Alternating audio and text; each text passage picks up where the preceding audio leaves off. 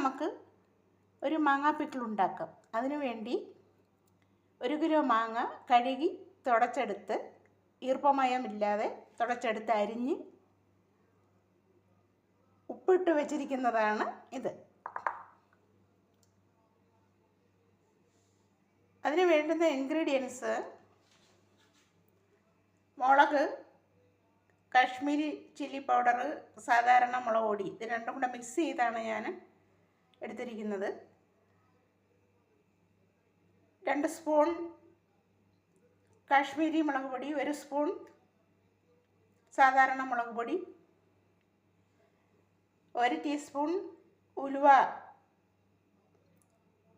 പൊടിച്ചത്, വറുത്ത് പൊടിച്ചതാണ്. കടുക്, 1 ടീസ്പൂൺ കടുക് ചതച്ച് പൊളന്ന് വെച്ചിരിക്കുന്നതാണിത്. 1 സ്പൂൺ കായപ്പൊടി, കുറച്ച് വിനാഗിരി. ഇത്രയുമാണ് ഇതിൻ്റെ ഇൻഗ്രീഡിയൻസ്. പിക്കിളിന് വേണ്ടി നമുക്ക് കുറച്ച് നല്ലെണ്ണ അതിനകത്ത് ഒഴിക്കാം. എണ്ണ ചൂടാകുമ്പോൾ കുറച്ച് കടുക് അതിനകത്ത് ഇടാം. കടുകിട്ട് കടുക് പൊട്ടുമ്പോൾ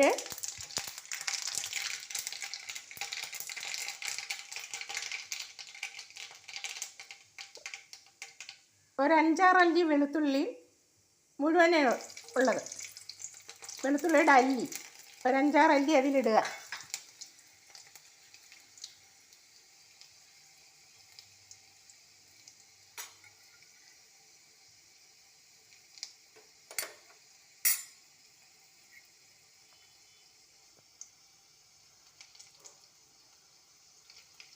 വെളുത്തുള്ളി അല്ലി മൂത്ത് കഴിഞ്ഞു.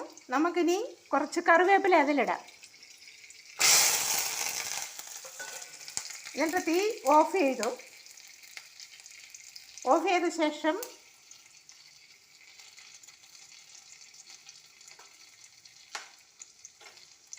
ഉണന്ന് വച്ചിരിക്കുന്ന കടുക് അതിനകത്തിടാം. കുറച്ച് മുളക് പൊടി 2 ടൈപ്പും പിന്നെ ഉലുവാപ്പൊടിയും അതും അതിനകത്ത് ഇടാം. എന്നിട്ട് ഇളക്കാം. ഇളക്കി കഴിയുമ്പോൾ ആ മാങ്ങ അതിനകത്ത് ഇടാം.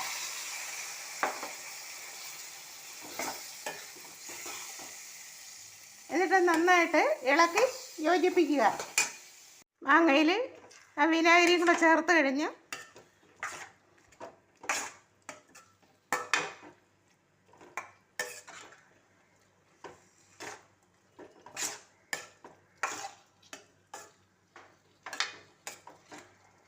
അതിനകത്ത് കായപ്പൊടി, കുറച്ച് 1 സ്പൂൺ കായപ്പൊടിയും കൂടെ ഇട്ട്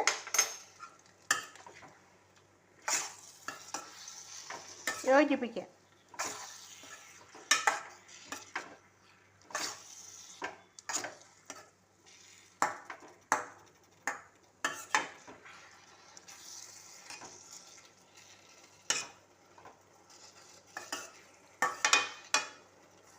നല്ല ടേസ്റ്റി ആയിട്ടുള്ള കടുമാങ്ങ പിക്കിൾ റെഡി ആയി കഴിഞ്ഞു. ഇത് 6 മാസം വരെ നമുക്ക് ഫ്രിഡ്ജിൽ വെച്ച് സൂക്ഷിക്കാം. ഈ വിനാഗിരി തിളച്ച് കഴിഞ്ഞു. ഈ വിനാഗിരി വേണമെങ്കിൽ നമുക്ക് മുളകിടുന്ന കൂട്ടത്തിൽ അതിനോടൊപ്പം ഒഴിച്ച് തിളപ്പിച്ചതിന് ശേഷം മാങ്ങ ഇട്ട് നമുക്ക് റെഡിയാക്കാം. ഇവിടെ ഞാൻ വിനാഗിരി സെപ്പറേറ്റ് വെച്ചാണ് തിളപ്പിച്ചെടുത്തത്.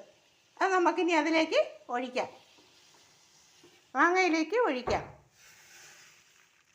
ഇത് നമുക്ക് 6 മാസം വരെ വെച്ച് നമുക്ക് ഫ്രിഡ്ജിൽ വെച്ച് സൂക്ഷിച്ച് ഉപയോഗിക്കാവുന്നതാണ്. ഇതിനകത്ത് ഉണങ്ങിയ സ്പൂൺ മാത്രമേ ഇടാവൂ.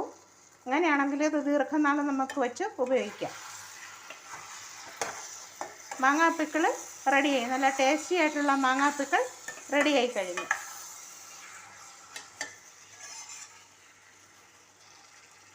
ഇതിനി നമുക്ക് പകർന്ന് വെച്ച് തണുക്കുമ്പോൾ ഒരു കുപ്പി ഗ്ലാസ് ഇട്ട് വെച്ച് ഫ്രിഡ്ജിനകത്ത് വെച്ച് കഴിഞ്ഞാൽ കുറേ നാൾ ഉപയോഗിക്കാം. 2-3 ദിവസം ഇത് പുറത്ത് വെച്ചിരിക്കുന്നത് നല്ലതാണ്.